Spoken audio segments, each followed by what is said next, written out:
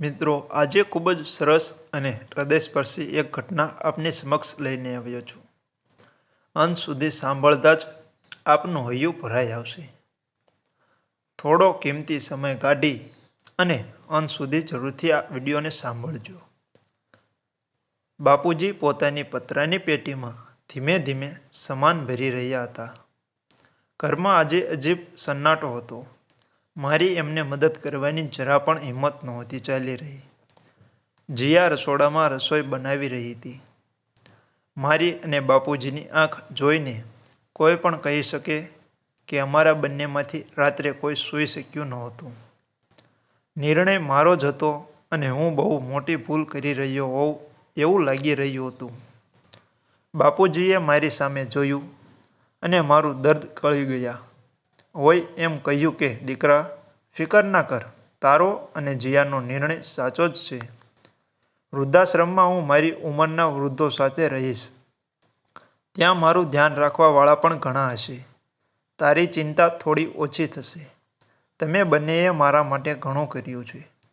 હવે તમારી જિંદગી જીવો એમ કહેતા બાપુજીની આંખમાં આંસુ આવી ગયા.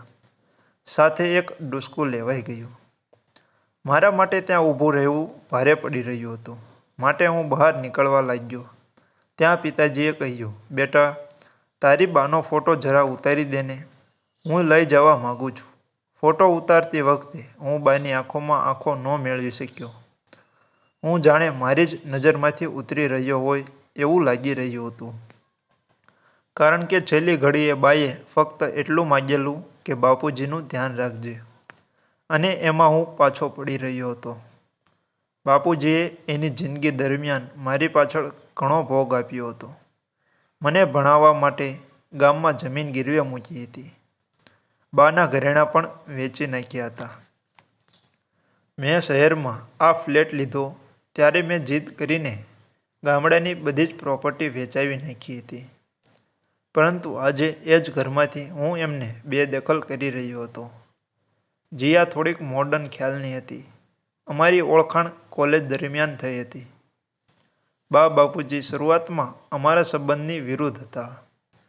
પરંતુ હું એકનો એક હોવાથી એમણે માનવું પડ્યું હતું.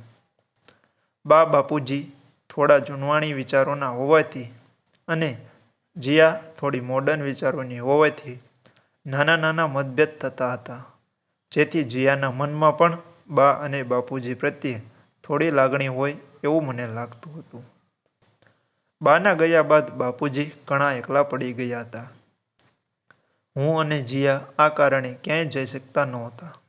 ઘણીવાર સાંજે પાર્ટીમાં બહાર ફરવા જતા પહેલાં બાપુજીની વ્યવસ્થા કરવી પડતી, જે જીયાને નડતર રૂપ લાગતું. આમાંથી છુટકારો પામવા જીયાએ જ મારા મનમાં બાપુજીને વૃદ્ધાશ્રમમાં મૂકવાનો વિચાર ભર્યો હતો. અને મને એમ કહી તૈયાર કર્યો હતો કે બાપુજીને નહીં ફાવે તો આપણે એકાદ મહિનામાં પાછા લઈ આવશું. હું આવા બધા વિચારોમાં ખોવાયેલો હતો. ત્યાં જ ફોનની ઘંટડી વાગી. મારા શાળાનો ફોન હતો. મેં ફોન ઉપાડતા સામેથી એણે કહ્યું કે મારા સસરા જીયાના પિતા મારી અને જીયા સાથે વાત કરવા માગે છે. મેં એમને ફોન આપવા કહ્યું. હું અત્યારે કોઈ વધારે વાત કરવાના મૂડમાં નહોતો. એટલે મોટે ભાગે ચૂપ રહેવાનું નક્કી કર્યું હતું. એમણે વાત શરૂ કરી. કેમ છો દીકરા, સારું છે ને? તમારા બંનેની બહુ યાદ આવી રહી છે. તમારા બાપુજીની તબિયત કેમ છે? સારી જ હશે. આજકાલ મને ઘરમાં બહુ એકલું એકલું લાગે છે. તો દીકરા અને વહુએ સલાહ આપી કે મારે મારી ઉંમરના મિત્રો સાથે સમય વિતાવવો જોઈએ. સારું જ છે ને, મારા કારણે બિચારા ક્યાંય જઈ આવી શકતા નથી. બોલતા બોલતા એ રડવા લાગ્યા. મને પણ સમજતા વાર ન લાગી કે શું બાબત છે. પણ હું એમને કોઈ આશ્વાસન આપી શકવાની સ્થિતિમાં જ નહોતો. મેં જીયાને બોલાવીને ફોન આપી દીધો. એના પિતાનો ફોન આવ્યો હોવાથી એ ખૂબ ખુશ હતી.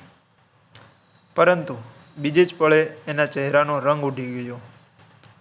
એ સામે કોઈ જવાબ આપી નહોતી શકતી, જે હું બરોબર જોઈ શકતો હતો. છેલ્લે જીયાએ આંખોમાં આંસુ સાથે માત્ર એટલું કહ્યું કે આ બાબત હું ભાઈ સાથે કાલે વાત કરીશ. ફોન પત્યા પછી એણે સજળ નેત્રે મારી સામે જોયું અને ફોન ટેબલ પર જ મૂકીને બાપુજી પાસે ગઈ. હું પણ પાછળ પાછળ ગયો. જીયાએ આંખોમાં આંસુ સાથે બાપુજીને પગે લાગી કહ્યું, બાપુજી, રાત્રે રસોઈમાં આપને ગમતી કઈ વાનગી બનાવું? બાપુજીએ આઘાત સાથે જીયા સામે જોયું અને પૂછ્યું, કેમ આજે નથી જવાનું? જીયાએ કહ્યું, ના બાપુજી, આજે કે કાલે ક્યારેય નથી જવાનું. બાપુજીના ચહેરા ઉપર આઘાત અને આનંદની મિશ્રિત લાગણીઓ હું જોઈ રહ્યો હતો. હું પણ મારા આંસુ ન રોકી શક્યો. રૂમમાં એક અજબની શાંતિ હતી. હું સમજી ગયો. શાંતિનો ભંગ કરતા બોલ્યો કે લાપસી બનાવ જીયા. બા હંમેશા સારા પ્રસંગે લાપસી બનાવતી. જીયા આંખોમાં આંસુ અને ચહેરા પર મુસ્કરાટ સાથે રસોડામાં ચાલી ગઈ. મેં પણ એક સ્મિત સાથે બાના ફોટામાં બાની આંખોમાં જોઈને એમનો ફોટો પાછો ટાંગી દીધો. ફોટામાં બા મને આ વખતે ખુશ જણાતા હતા. બાપુજી બમણી ખુશી સાથે પેટીમાંથી સામાન કાઢી રહ્યા હતા ને જીયાને મનોમન આશીષ આપી રહ્યા હતા. મિત્રો, આ એપિસોડ આપને પસંદ આવ્યો હોય તો ખાસ વિડીયોને લાઈક કરો અને એકવાર કોમેન્ટ બોક્સમાં જય માતાજી જરૂરથી લખી નાખજો, જેથી માતાજીની કૃપા આપ સૌના પરિવાર પર બની રહે. સાથે સાથે આ ચેનલને પણ સબસ્ક્રાઈબ કરી દેજો, જેથી આવા જ બીજા નવા વિડીયો મળતા રહે.